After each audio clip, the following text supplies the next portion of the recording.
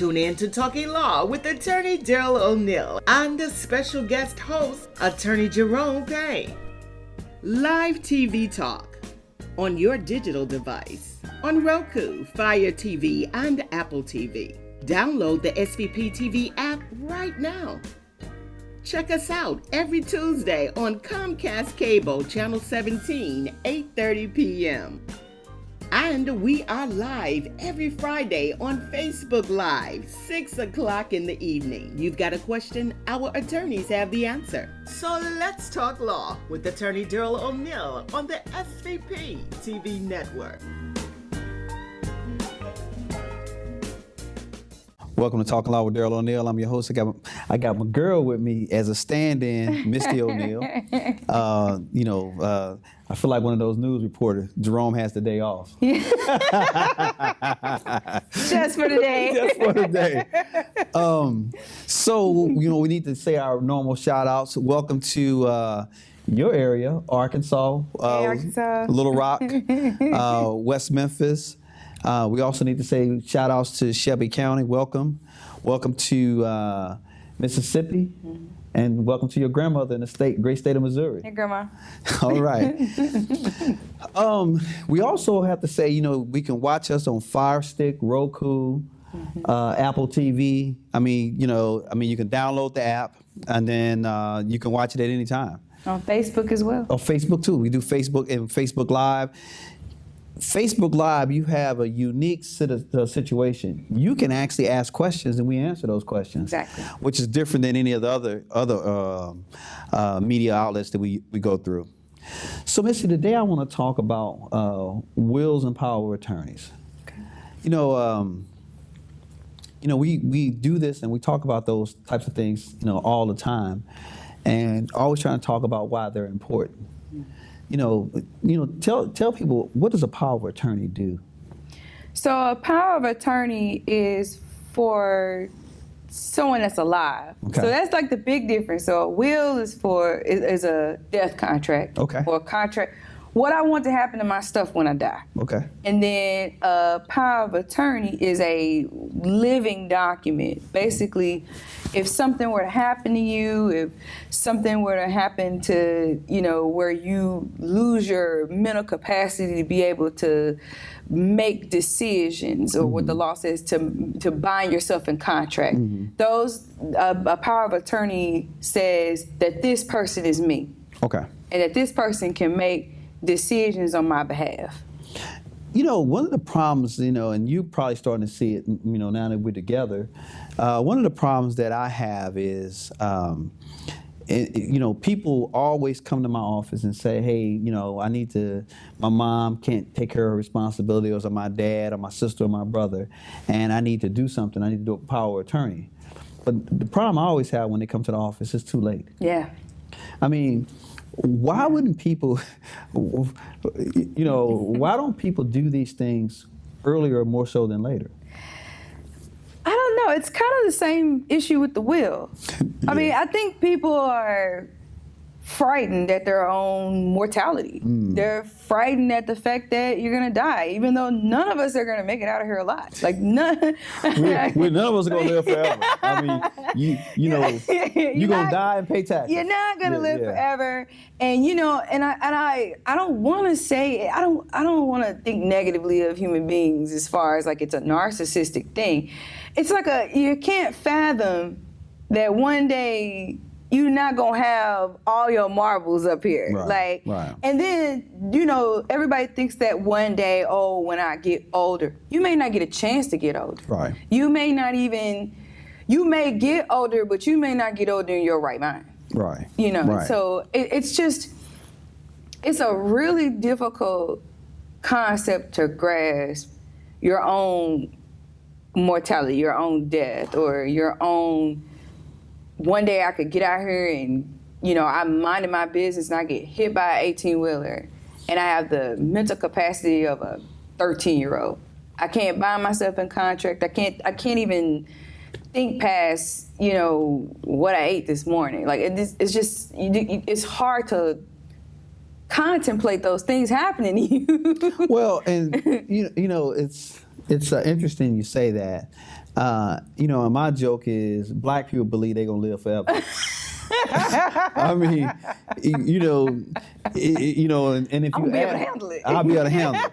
And again, I mean, and not to, make any bad light about black people, because, if you believe you're gonna live forever, I mean, that's not a bad thing. I mean, you believe in you. I mean, I'm Superman. I ain't gonna die. I'm gonna multiply. I mean, Metahuman. I'm a metahuman, and that's okay. I mean, that's okay, but there are these certain level of people that are just basic human beings. And because there are this certain level of people and you may be that person. Mm-hmm. And if that's and even if you're not that person, look, the problem with a power of attorney, people think that they're giving up something like forever. Mm-hmm. And what I always tell when I'm doing a power of attorney for somebody, what I always tell them is, you need to keep that power of attorney. It's like gold. You need to keep that power of attorney with you at all times. And if you need somebody to do something, you give them the power of attorney, say, hey, go do X, Y, and Z, and when you finish, bring it back. Mm-hmm. Because that's the way it's supposed to work. Right. Well, why can't you just use a copy? Oh, copies are not, it's really a legal thing. It's really the law. Right. It's the same thing with a will. Like, it's really incredibly difficult to probate a copy. Mm-hmm. Because of authenticity issues. Mm-hmm. I mean, I don't know. With the original, I could tell, I could smudge the ink. I could tell, even with the notary stamps and all that stuff, I can smudge the ink. I can tell that this is a real document. Mm-hmm. With a copy, I mean, this could have been, you can see how easy it is to Photoshop people in the pictures. And I mean, the Bernie Sanders meme, I think I showed it to you, mm-hmm. where he was Photoshopped in all these different scenarios. Yeah. It's so easy to forge a document. It's so easy to forge a photograph. If it's easy to forge a photograph, it's easy to forge a document. Yeah. It's funny you say that. I mean, and when people come to my office or our office and I say to them, when I say this to everybody, I say, when I finish this power of attorney, or when I finish this will, unless the other, now it's not a will a power of attorney, I don't do this on. Mm-hmm. I tell them, when I finish this power of attorney, it doesn't exist any longer. If somebody comes over here and say, hey, I lost my dad's power of attorney, can you give me another copy? I'll say, I don't know what you're talking about. I don't keep copies of it. Yeah. Now, and the reality of it is, and here's the reason behind that, I don't know if they changed their mind. So that's all, I understand the forgery, the photoshopping and all that, mm-hmm. but my biggest issue is I don't know if they've changed their mind. Right. And if they've changed their mind, then and you got a copy, I can't do nothing with that. Right. Whereas, the original, I know that's what they're looking at. I know that's what they're looking at right then. Mm-hmm. That's the difference. Right. To me. Right. Whereas that copy, that copy, look, I come in and sign a power of attorney, and I decide, hey, I want Misty to be my power of attorney. Well, Misty walks out here, and I let Misty be my power of attorney. Misty go to the store and buy some Cracker Jacks, and I like chocolate. I like chocolate, Chunky chocolate. I like chunky chocolate chip. And Misty goes out and spends my money on some Cracker Jacks, and when she comes back, I want my power of attorney. Mm-hmm. So what I'm gonna do is, you're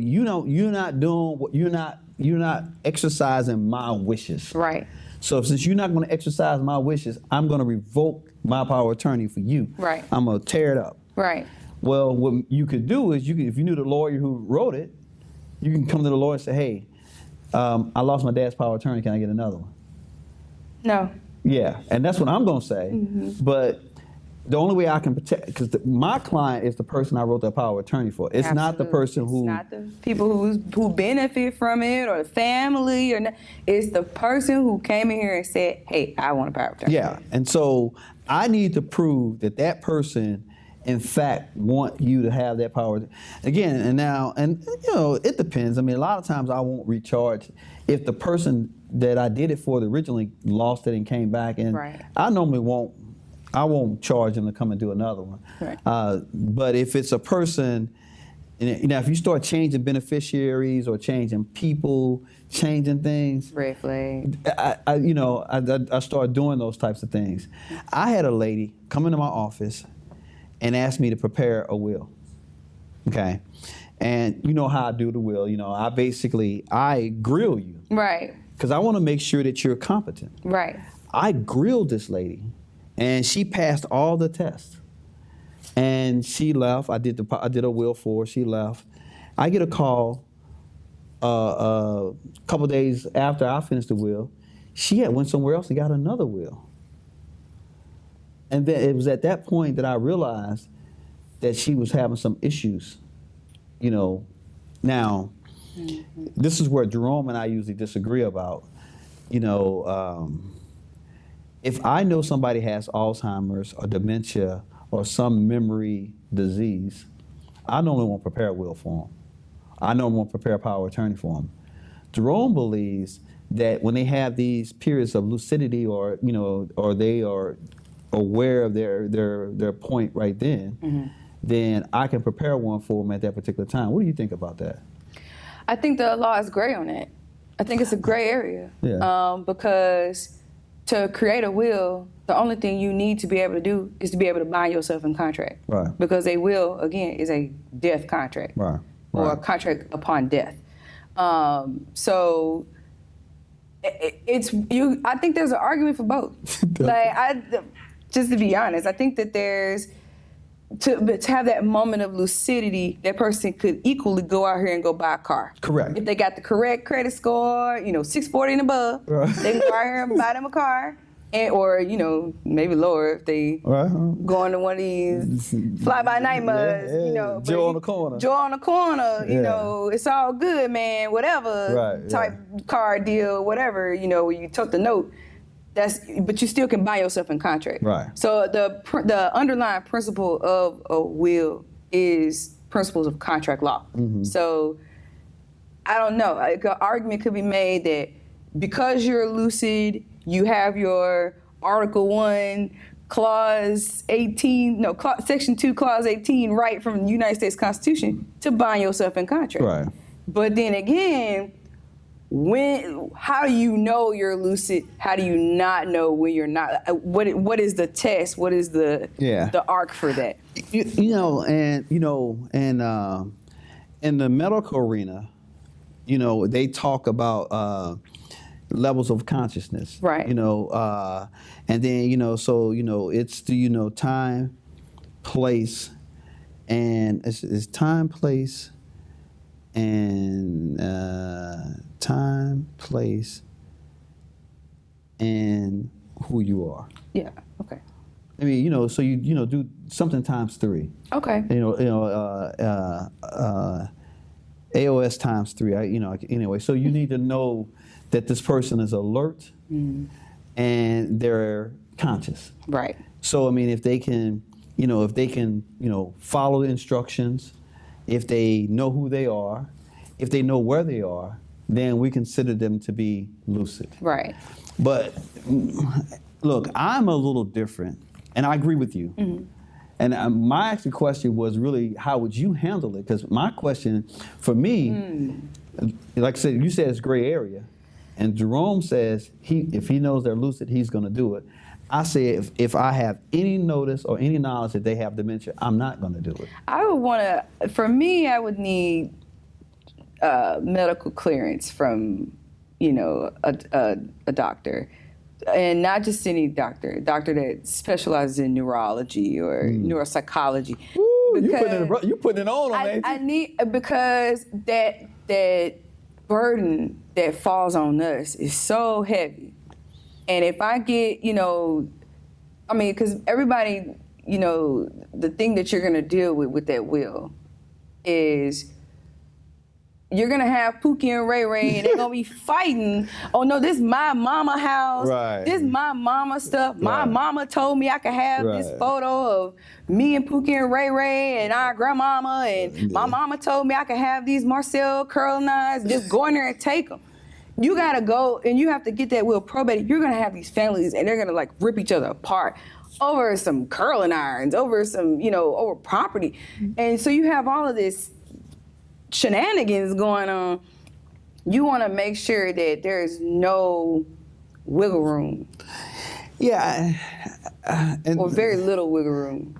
And again, we're not doctors. We're not. We're doctors of law. We're doctors of law.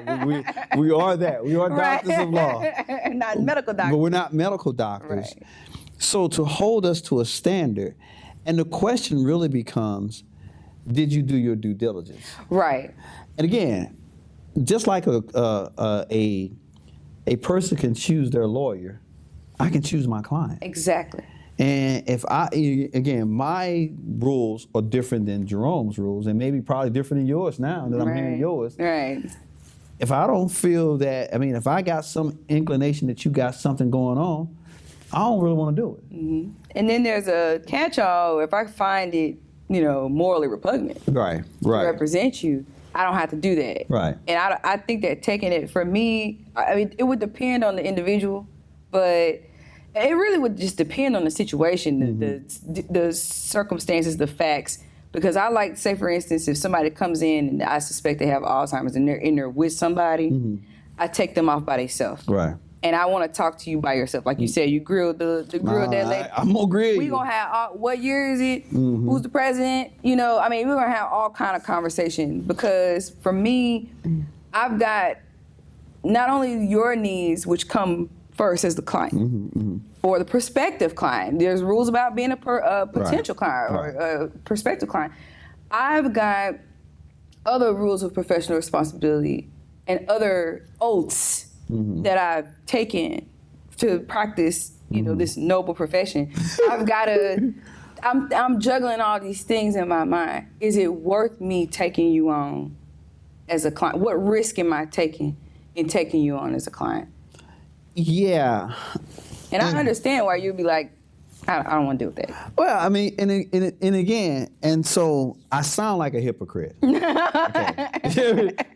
Let me tell you, I'll sound like a hypocrite. And here's the reason why I say that.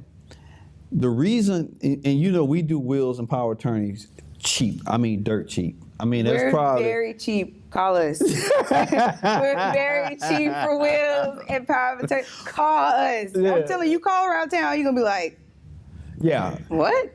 And the reason, and here's why I say that's hypocritical, because the reason why my price is the way it is because I believe that we don't have enough people doing power attorneys. I believe that we don't have enough people doing wills. Accessibility. And so it's not about me making money.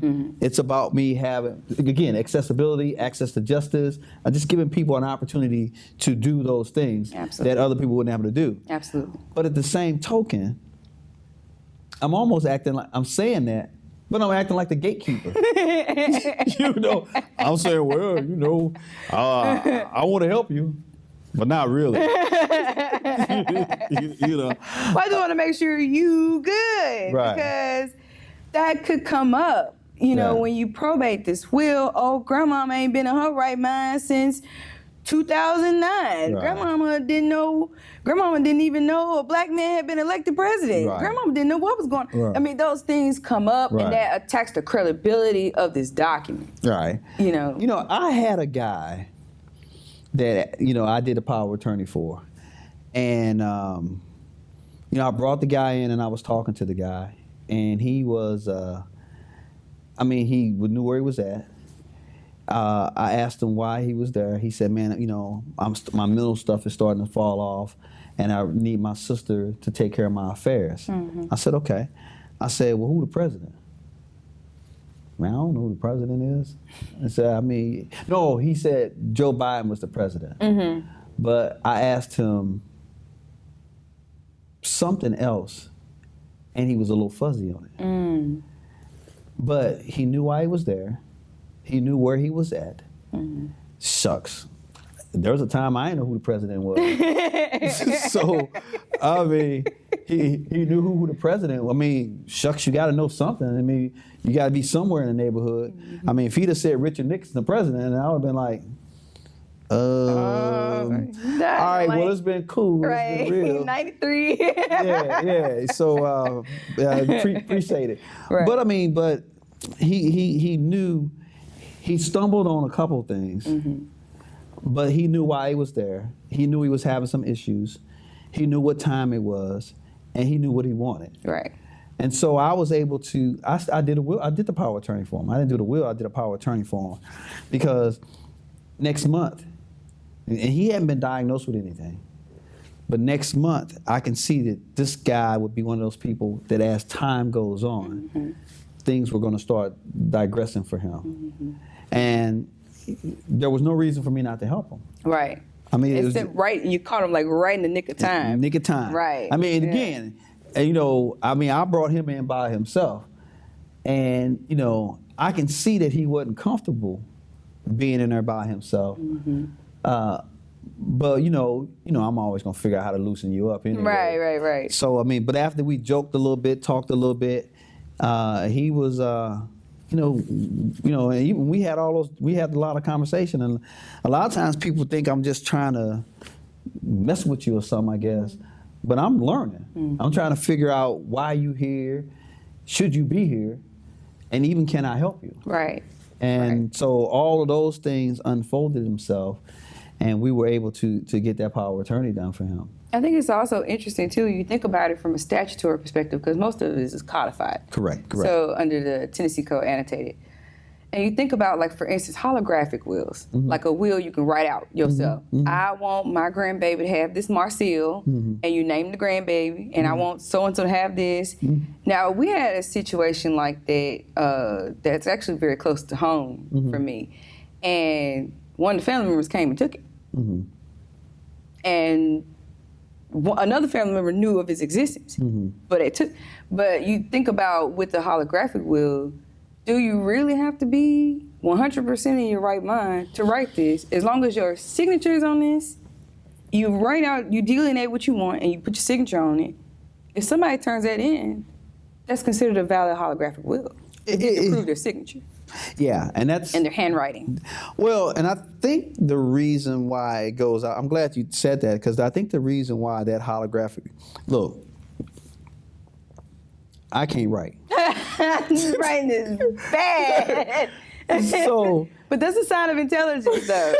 Terrible. The worst of handwriting. Like. Well, I'm a genius because I can't write word for poop. You and my coach, handwriting just chicken scratch. But the thing is if you are able to articulate your wishes in writing, then even if you are dealing with some dementia or some other issues, nobody can tell that in the writing. Right. Because you were able to articulate what it is that you want. Exactly. And then you were able to sign it. Exactly. Even if somebody was to coach you and it was handwritten. Exactly. It's handwritten. I can look at that handwriting, and all you have to do is have two independent, one person, if that person's not going to take from the will. Right. But if that person's going to take from the will, you have to have that one person plus another person to verify that handwriting is that person. Right. And if somebody says that's that person's handwriting, and that's their signature, I don't care if they lost their head. That's a valid will. But the reason behind it is there was a time that wills were so expensive, nobody could afford it. Right. And then there was a time access was different. Exactly. I mean, especially for our people. You lucky. You grew up and you know a whole lot of lawyers. I grew up, I ain't know none. You know zero. I ain't never knew no lawyer, never met a lawyer. Didn't even know who was a lawyer. And except so Perry Mason.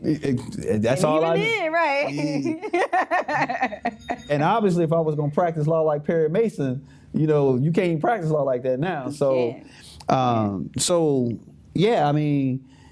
So those were the dynamics that led to these holographic wills and some of these other things going on. Right. To keep lawyers, to help people that didn't have access to lawyers. Right.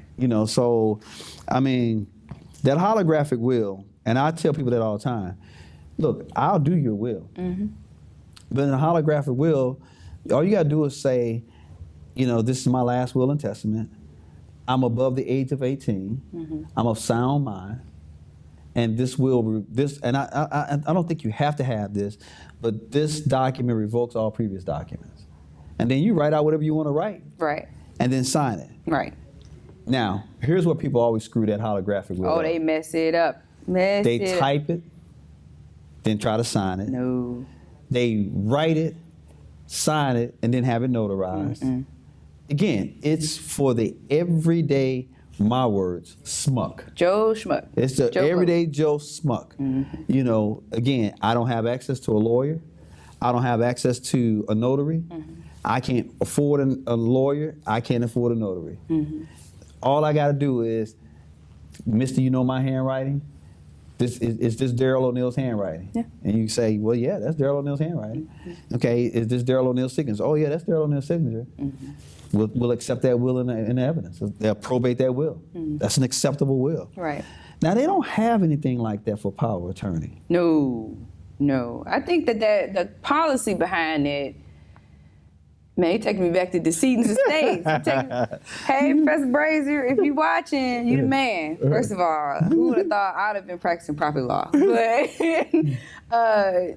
the policy behind the power of attorney, because it's a living document, and kind of like when you think about constitutional law, you think about those who view it as a textual document, or those who view it as a living document that grows with society. So the power of attorney, maybe in life you have better lucidity. Maybe you decide, well, I think I can handle these affairs myself, or maybe I want somebody else to handle these affairs. It's to kind of contribute to that liquidity of how the one thing that in life that's guaranteed to you is change. There's actually two things: change and death. Again, coming to will done. Taxes and death, but change taxes.